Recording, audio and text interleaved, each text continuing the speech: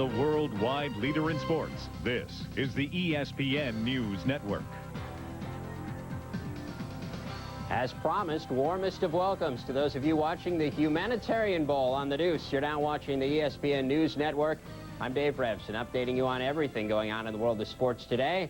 But first, this very subtle programming reminder. There's more college football action in store tonight on the ESPN family of networks.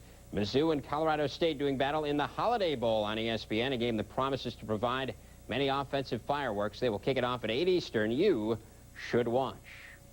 To the NFL, where after his team's third loss of the year to the New England Patriots, Jimmy Johnson promised changes for next season, and Johnson didn't waver from that at today's news conference. He made it clear the problem is not Dan Marino, it's personnel decisions the coaching staff made about the guys who are surrounding the longtime Dolphins QB. Dan Marino's our quarterback. You know, he's not going to be traded. He's not going to be released. You know, how many times do I have to say it? Dan Marino, you know, Dan Marino's one of the better quarterbacks in this league. And I want Dan Marino back, you know, with the Miami Dolphins. Now, can Dan Marino carry the offense on his shoulders?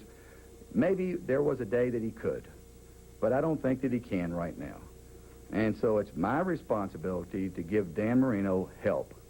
It's my responsibility to correct the problem areas. And so I'm not pointing fingers at anybody other than me. I screwed up. This was just the second postseason loss of Johnson's career in 9 all-time playoff games. Clearly, the offense does need to be retooled. Their 162 yards of total offense yesterday, an all-time franchise playoff low.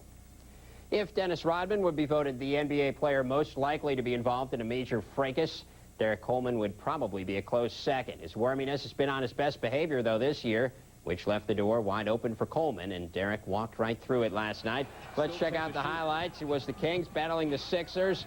Corliss Williamson attempts to swat it away from Coleman. Then check out the spot shadow, where interesting things always seem to happen. We've got controversy as the play progresses. Coleman and Williamson going at it.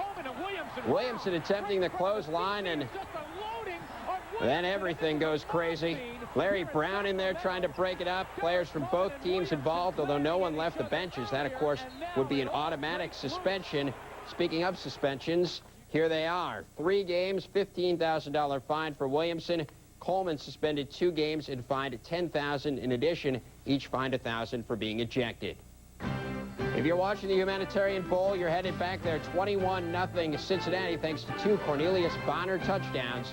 Stay with us on ESPN News.